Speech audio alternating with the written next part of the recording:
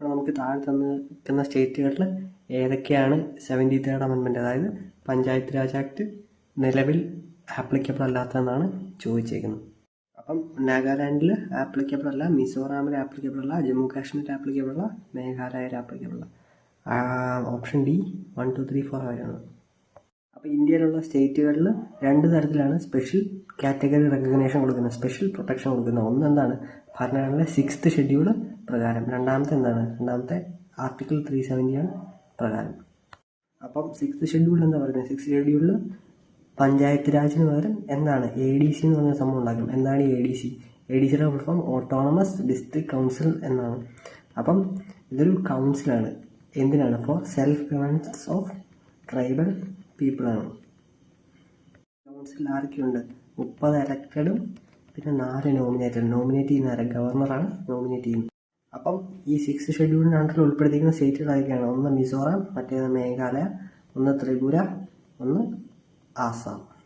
പിന്നെ 4 സ്റ്റേറ്റിൻ്റെ പേരും കാണാൻ പഠിക്കുന്നത് എന്തുകൊണ്ടെന്നുള്ളത്. ഈ 6th ഷെഡ്യൂളിൻ്റെ മെയിൻ ഒബ്ജക്റ്റീവ് എന്താണ്? ഒന്നാമത്തെ കാര്യം ട്രൈബൽ ഐഡൻറ്റിറ്റി പ്രൊട്ടക്റ്റ് ചെയ്യാനും അവരുടെ കൾച്ചറും കസ്റ്റംസും ഒക്കെ മെയിൻറ്റെയിൻ ചെയ്തു പോകാനുമാണ് 6th ഷെഡ്യൂൾ ഉപയോഗിച്ചിരിക്കുന്നത്. ഇനി ആർട്ടിക്കിൾ 371 വരുമ്പം ഏതൊക്കെ സ്റ്റേറ്റ് അതിനകത്തുള്ളത്? നാഗാലാൻഡുണ്ട്, ആസാമുണ്ട്, മണിപ്പൂരുണ്ട്, അതുപോലെ അരുണാചൽ പ്രദേശുണ്ട്, മിസോറാമുണ്ട്, അതുപോലെ സിക്കിമുണ്ട്. ഇത്രയും സ്റ്റേറ്റാണ് 371 പ്രകാരം കിടക്കുന്നത്. ശരിക്കും പറഞ്ഞാൽ ഇവിടെ ആർട്ടിക്കിൾ 371 പ്രകാരം എന്താണ്, സെൻട്രൽ ഗവൺമെൻറ്റിന് തീരുമാനം എടുക്കാൻ പറ്റുന്ന കുറേ കാര്യങ്ങൾ ബ്ലോക്ക് ചെയ്ത് വെച്ചേക്കുക. ആ പവറെല്ലാം ആർക്കാണ് കൊടുത്തേക്കുന്നത്? അത് സ്റ്റേറ്റ് ഗവൺമെൻറ് അല്ലെങ്കിൽ സ്റ്റേറ്റ് ലെജിസ്ലേറ്റീവിനാണ് കൊടുത്തേക്കുന്നത്. ഇനി ഇവിടെ 6th ഷെഡ്യൂളിൻ്റെ കാര്യം പറയുമ്പോൾ 6th ഷെഡ്യൂൾ എല്ലാ പവറും എൻജോയ് ചെയ്യുന്നതാണ്. ഈ ADC എന്ന് പറയുന്നത് ഓട്ടോണമസ് ഡിസ്ട്രിക്ട് കൗൺസിലാണ് എല്ലാ പവറും എൻജോയ് ചെയ്യുന്നത്. അത് ആരുടെ പവറാണ് എൻജോയ് ചെയ്യുന്നത്? സ്റ്റേറ്റ് ഗവൺമെൻറ്, സെൻട്രൽ ഗവൺമെൻറ് പവറെല്ലാം എൻജോയ് ചെയ്യുന്നത് ADC ആണ്. നിയമം ഉണ്ടാക്കുന്നതും കൈകാര്യം ചെയ്യുന്നതും എല്ലാം ഓട്ടോണമസ് ഡിസ്ട്രിക്ട് കൗൺസിലാണ്. അപ്പോൾ അതാണ് ഇത് തമ്മിലുള്ള വ്യത്യാസം.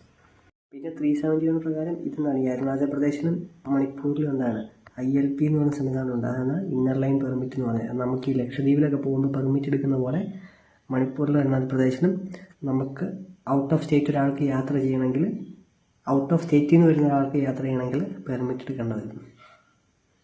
അത് ഈ 371 ആർട്ടിക്കിൾ ഏതൊരു ക്ലോസ് പ്രകാരമാണ് അതിലാണ് ILP എന്ന് പറയുന്ന സംവിധാനം വന്നിരിക്കുന്നത്. 6th ഷെഡ്യൂളിൽ കിടക്കുന്ന സംസ്ഥാനങ്ങളാണെങ്കിൽ പുറത്തുനിന്നൊരാൾക്ക് കയറണോ വേണ്ടയോ എന്ന് തീരുമാനിക്കുന്നത് അതായത് ADCകളാണ് തീരുമാനിക്കുന്നത്.